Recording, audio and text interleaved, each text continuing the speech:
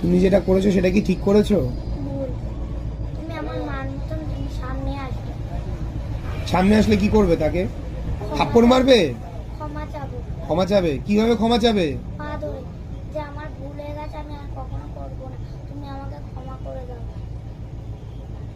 এটা বলবে? হ্যাঁ। আর যারা যারা দেখেছে এই ভিডিওটা সবাই তো তোমাকে বলছে তুমি বাজে মেয়ে। তুমি কি এরকম বাজে মেয়ে থাকবে না ভালো মেয়ে হবে? নাকি সবাইকে বলবে থাপ্পড় মারবো? ভালো মেয়ে হবো। হ্যাঁ, ভালো মেয়ে হবো। তুমি কথা দিচ্ছ তো? হ্যাঁ। ভালো মেয়ে হবে তো? হ্যাঁ, ভালো মেয়ে হবো। সত্যি? হ্যাঁ, প্রমিস?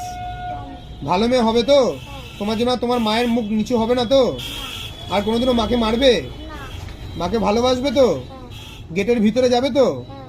সবার সামনে বলো আমাকে ক্ষমা করে দাও কাকিমা। আমাকে ক্ষমা করে দাও কাকিমা। আমি এই কথাটা ওকে এর জন্যই শিখিয়ে বলছি, তার কারণ ও সরিটুকুই জানে, ও সরির মানেও জানে না যে সরি মানে ক্ষমা করে দেওয়া।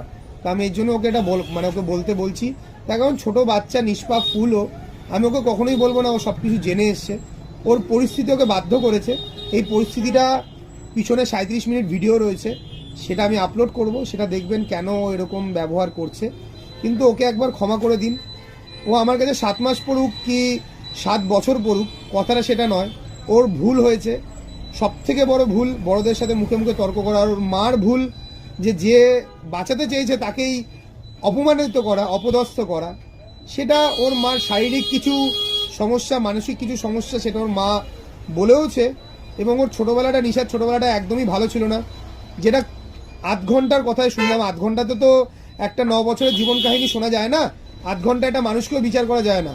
তো মানুষ এখন 1 মিনিটের রিল দেখে মানুষ যেটা বিচার করে নিচ্ছে, আমি মানুষজনকে বলবো প্লিজ একবার ওর ভবিষ্যৎটা ভাবুন। ওর ছবিগুলো নিয়ে প্লিজ মিম বানাবেন না। আপনাদের কাছে আমি জোর হাতে ক্ষমা চাইছি, ওর হয়ে আমি ক্ষমা চাইছি আপনাদের কাছে। আপনারা যারা যারা ডাকবেন আমাকে, আমি সবার কাছে গিয়ে দুয়ারে দুয়ারে গিয়ে ক্ষমা চেয়ে আসবো। কিন্তু ওকে ক্ষমা করে দিন। আমি ওর স্যার, ও আমার কাছে 7 মাস পড়ুক কি 6 মাস পড়ুক, হাতের একটা আঙুল নষ্ট হলে যেরকম তাকে কেটে বাদ দেওয়া যায় না, সেরকমই একটা মেয়ে, সে তার মানসিক পরিস্থিতির জন্য কিংবা তার সাংসারিক পরিস্থিতির জন্য তার ব্যবহার খারাপ হয়েছে, তার জন্য তাকে পাঠশালা থেকেও বাদ দিয়ে দেওয়া যায় না। তাকে আমি বাদ দিতে কখনোই পারবো না। তো আমি যেরকম ওর স্যার, ওর গার্জিয়ান, ওর অভিভাবক, 7 মাসের জন্য 7 মাসের অভিভাবকত্ব হলেও 7 মাসেরই ওর অভিভাবক। কিন্তু আমিও চেষ্টা করব ওকে একটু স্পেশাল কেয়ার দেওয়ার। এবং আমিও সকলের কাছে ক্ষমা চেয়ে নিচ্ছি ওর এই ব্যবহারের জন্য। এবং আমি চেষ্টা করব ও যেন ব্যবহার ভালো করে, ও যেন একজন মানুষের মতো মানুষ হয়ে ওঠে, একটা ভালো মেয়ে হয়ে ওঠে। বিস্তারিত অন্য ভিডিওতে রয়েছে, পরে সেটা দেখাবো। ওর হয়ে আমি ক্ষমা চাইছি। তুমি আপাতত জোরহাত করে ক্ষমা চাও। কি করে ক্ষমা চাইতে হয় জানো? সেটাও জানো না। কি করে ক্ষমা চাইতে হয় তোমার মা কিভাবে শেখাচ্ছে?